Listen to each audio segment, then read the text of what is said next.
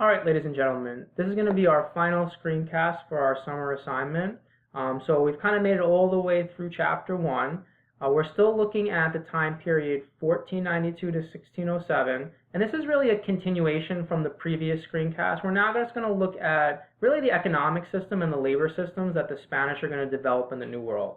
So I just want to remind you guys to keep in mind what you want to be looking at here. And remember, as far as maybe your note-taking is concerned, political, economic, social, religious views and systems of the Spanish, and then to keep in the back of your mind to be able to compare these to the British, to the French, to other European powers that we will talk about when we come to school in September. So what we're going to start with is really just the goals of the Spanish in the New World. So you have to understand their mindset. So we know that they facilitated conquest, that they went out and they conquered the Incas, they conquered the Aztecs. They created these huge New World empires. It was driven by the desire for spice and wealth in the beginning. But then once they realized they found the New World, they went out and they kind of set up colonies all throughout the New World. Now, what are their goals? What do they want to accomplish from in the New World? So there's really two major goals that the Spanish as a country have. Number one is to gain wealth from the New World. All right, in any way that they can gain wealth from the New World. Their first big way they're going to try and gain wealth is through looking for gold and silver, mining gold and silver, and they actually find a ton of gold and silver in the New World. So they're looking for wealth, and there can be gold and silver, and eventually they're going to grow a ton of cash crops throughout the New World. So it's going to be agricultural-based wealth. But they're looking for wealth, and they want to make money. They want to make profit off of the New World. Otherwise, they don't really see necessarily a big point in establishing colonies if you can't make money off of it. So that's their number one goal.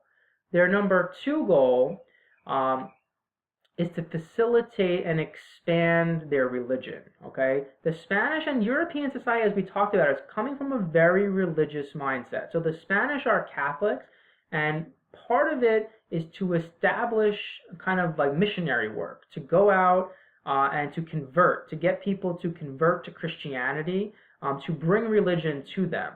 Now, a lot of people like to downplay that aspect of what's going on in the New World and kind of see it as only a tool to create, as like a disguise for the Spanish trying to make wealth in the New World. I really don't believe that it's something to be downplayed. I think the Spanish on a large scale really do believe in this, that it's their mission that they should go out and they should get people to convert to Christianity. And we'll see some of that today in our lesson or in our screencast that shows some of the mentality of the Spanish coming to the New World. Now, the first thing we're going to take a look at is something that's known as the Columbian Exchange that takes place between the Old World and the New World. So what I would do right now is I would pause the video and maybe write down some of the key things that you see going from the New World to the Old World and the Old World to the New World. And I want you to think about impact that these different various either goods, animals, diseases might have on the opposite side. Okay, so pause the video. Write down some analysis. How do you think it's going to affect the Old World and the New World? All right, so hopefully you took my advice. You paused the video and you wrote down, how you think it would affect the Old World and the New World. So we'll go through it together. If you look at how it's going to affect the Old World, Europe, Africa, Asia, a lot of positive things coming back to Europe, Africa, and Asia. Really, it's going to expand their diet. It's going to bring more nutrition to the New World. It actually helps people to live longer because they have a broader diet, a healthier diet, and it introduces a lot of things to the New World, really food products to the New World. So it's mostly positive for the Old World, for what they're gaining from the New World. Now, when you look at the effect of the Columbian Exchange on the New World, to a large extent, it's interesting. It helps in certain ways. It's also extremely devastating in other ways. So what I would do is I would circle this right here, all these diseases that are coming from the Old World to the New World, from Europe, Africa, Asia to the North American continent. This is going to be absolutely devastating to the New World population. What you're going to see happen in the New World, and this is key, I would star this and put it down, this is a key development to Native American population and North and South American population. When the Europeans got there, they estimated that there was about 25 million Native Americans in North and South America. Now, they don't really have a hard number. There's no census data for this, but they say about between 25 and 30 million people. Now, that's 1492 when Columbus gets there. Within about 60 to 70 years, so we're talking about 1550, 1560, that number went from about 25 to 30 million down to only 1 million people in all of North and South America. So that's the native population goes from 25 million to 1 million people. Now, yes, there's conquest, there's warfare happening, there's enslavement happening, but overwhelmingly, the reason that Native Americans are dying has to do with diseases, okay? The biggest killer is smallpox, but all of these diseases have a major effect on the New World population. They have no defenses. They have no immunity to these diseases. The Europeans, the Africans have been exposed to this for generations, and so they have built up some immunity to it. The New World, the Native Americans have not. And so really it's the silent killer in the conquest of the New World is really the diseases, which helps to facilitate a lot of this conquest. In certain cases, the diseases travel faster than the Europeans. Okay, so the disease will spread along trade routes and amongst Native American populations and even devastate them before the Europeans even get there in certain cases. And that's true in North America and parts of South America as well. So you definitely want to star that and put that down. It's a huge impact on the New World. Some other interesting things about the New World, they had no exposure to some like big livestock. So they had no cattle, no horses, no sheep, none of the things that we kind of take for common that you would have developed on a farm. I think that's just an interesting thing, and it's something that's going to change life in North America and South America as well. So remember what I said in the last screencast. No matter your personal opinion about Christopher Columbus, his journey and what followed afterwards totally changed the world. Totally changed North and South America, totally changed European society, huge impact on the world. Now, when you look at the second thing that we're going to take a look at today, it's really it's an economic / social system that the Spanish are going to set up in their colonial world, okay? So again, remember, we're talking social and economically, mostly economic, but it also plays into social a little bit, which is something called the Encomienda System. Now, the Encomienda System is a way to organize their land economically, to use labor and to get labor out of the land. And so really it has to do with an exchange between the Spanish conquistadors and the Spanish settlers and the Native American population, okay? Now, what I want you to keep in mind, because it's most similar to a system that the Europeans are familiar with, it's most similar to the feudal system, okay? Remember, in the feudal system, there's an exchange between nobility and the peasants.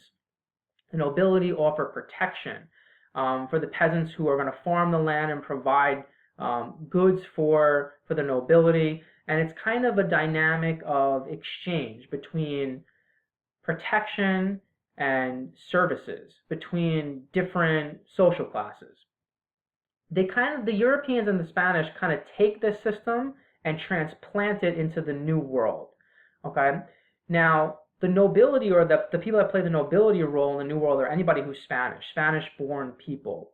And what they're going to basically do for the Native Americans, or set up, the system they're going to set up for the Native Americans works basically like this. The Spanish, when they created these viceroys are these viceroyalities. They're huge pieces of land, huge territories. You saw them on the map in the last screencast. What they do is they divide these pieces of land up into plots, which they give to a noble, a Spanish noble. Now, this Spanish-born person, when they get a piece of land in the Encomienda system, they get all of the resources that come on the land are then their property, which means anything that's grown on the land is their property, anything that's mined on the land is their property, anything that's already there, forest, is their property to do with as they please. But in addition, the people also come with the land. So the Native Americans who lived on the land are technically under that Spanish person's domain. Okay, so they're technically kind of like in a state of semi-slavery. The only thing that makes them different than a slave is they can't be bought and sold. So they are tied to the land, just like the peasants in European society were tied to the land. They came with the land. That was kind of the mentality that they're a part of the land. And so this is very much a European institution transplanted into the New World. Now, it's definitely one of convenience because the Europeans need the Native Americans. Remember, one of their major goals of the Spanish is to make money and to become wealthy off the New World. They needed the Native Americans to do labor for them, to do work for them. Specifically, they needed them to mine for gold and silver, and they needed them to be the labor source while they grew these cash crops. The primary cash crop they're going to grow in the Caribbean is going to be sugarcane. And throughout South America, they'll grow some tobacco, anything that can facilitate the most money. Okay, so they're going to be growing what's known as cash crops, which are crops that are designed to be sold for a profit, and they're not really subsistence-based farming, it's cash crop economy. They're trying to sell a product for as much money as possible. And so they design this system because they know that they need a labor source. And the Native Americans are the perfect labor source. They're there, they know the land, and they basically want to use them to benefit and to make some money off of, the land. Now, up until this point, I've really just been describing the Encomienda system, really just what the Spanish are gaining from the Encomienda system. They're gaining a labor source, they're facilitating mining all throughout the New World, and they're setting up huge plantations and a cash crop agricultural system. Now, just like you know from feudalism, there's supposed to be an exchange here. So what are the Spanish supposed to be doing for the Native Americans? If they're getting everything, if they're getting all this labor, they're getting all this wealth, what are they doing for the Native Americans? What their belief was is that what they had to do as Christians was to bring religion to the Native Americans, and they had to bring Christianity and specifically Catholicism to the Native Americans. So it was very important to the Spanish to convert the Native Americans to Catholicism and to bring what they would consider like the gift of religion to them. Now, we would look at this again as the Spanish again kind of forcing their culture or forcing their religion onto the Native Americans, and to a large extent that's exactly how it ended up in practice. But if you take a look at it from the Spanish perspective, they truly believe as Catholics and as Christians that they have to bring the religion to the Native Americans. And so, like I said earlier in the screencast, you can't kind of undercut their belief that they think this is important. And so, like that's their perspective. Them bringing Christianity to the Native Americans and converting them to Christianity is a great gift to the Native Americans. And that's what they think that they're doing for them. They're protecting them and they're bringing them Christianity. Now, how did it work in reality on the ground? This is an abusive forced labor system. And it's also a forced conversion system. And some Spanish voices are going to speak out against the Encomienda system because, like I said, it really is exploiting the Native American population. The loudest voice speaking out against it is a guy named Bartolomeo de las Casas. So this is another thing you want to star. He's a very important figure in this time period. He is going to come out, he's going to write basically a piece called In Defense of the Indians. And he writes it to the King and Queen of Spain, basically denouncing the Encomienda system, explaining it as unchristian in so many different ways, from exploiting the Native Americans to basically forced conversion of the Native Americans, to all these different negative aspects of it. And he's an important figure because he's an outspoken critic of it. Now, he's a part of the system to a certain extent. He's a Jesuit, he's a missionary that comes to the New World. And so, actually, excuse me, he's not a Jesuit, he's a Franciscan that comes to the New World. And he kind of sees it from the inside out. Now, what's interesting about it is that he's actually able to convince the Spanish crown to change their ways and to abolish the Encomienda system. So I think part of your activity, we're going to make you look at an excerpt from De las Casas in defense of the Indians and kind of pull out some information from it. But he's an important figure. So remember that he is a religious Franciscan missionary, and he criticized the Encomienda system because he sees it for what it is. He sees it kind of the way that we would see it, as an exploitative, abusive system that really takes advantage of the Native Americans and also is forcing Christianity on them, not allowing them to make the choice to convert to Christianity if they want to. Now, when they abolished the Encomienda system, the Spanish still need a labor source, okay, and they don't have one. And so what's going to kind of develop in the wake of it is really not much better than what they had in the Encomienda system. What they're going to turn to is full-on slavery, okay? And specifically, they're going to go to Africa for their source of slaves. Now, this is an interesting map because I think for a lot of Americans, it sheds some light onto just the pure volume of slaves coming to the New World and then actually where they're going. So as Americans, like this is us up here in North America, we look at slavery and we associate slavery as like an American, United States phenomenon, a United States entity. This map should hopefully show you that it's not, okay? If you look at the percentage of imported slaves coming to the New World to British, this is British North America, what becomes the United States.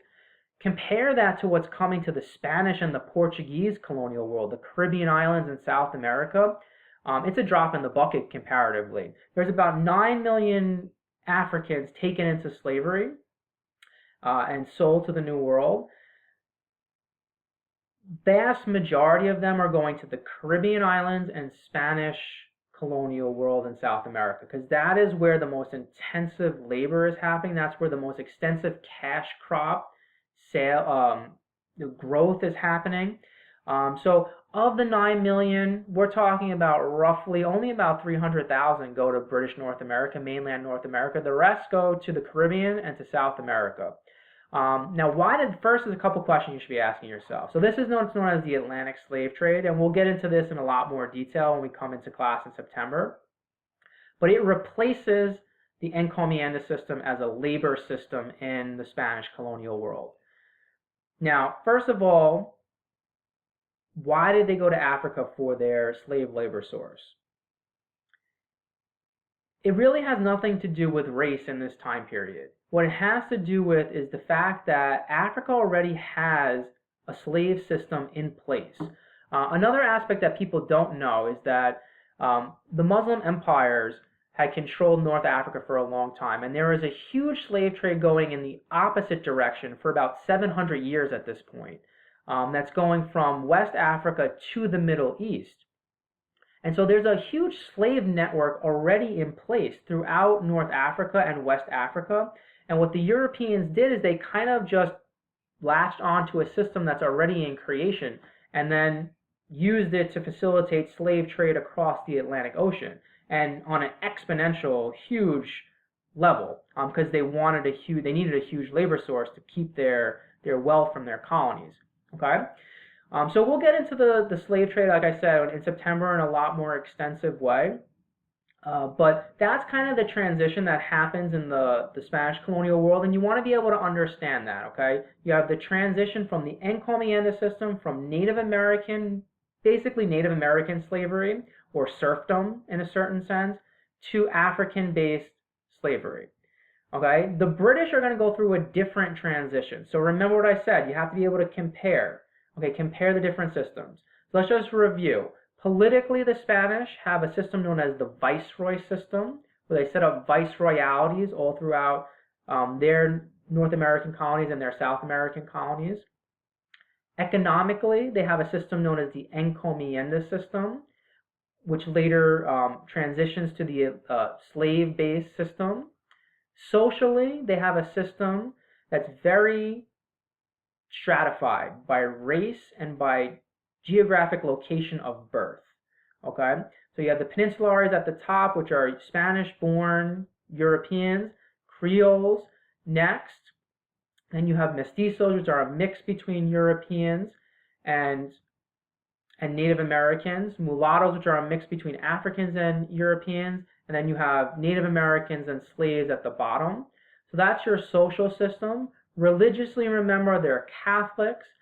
To them, it's very important to try and convert the native population, either by force if necessary or through coercion if they can. So that's really a snapshot of the Spanish colonial world, which, like I said, from 1492 to 1607, they really dominate the colonial world. All right, that's going to be our last screencast for the summer. I hope you guys enjoyed your summer vacation. I look forward to seeing those people who are in my class in September, and enjoy the remaining days of your vacation. I'll see you guys in September.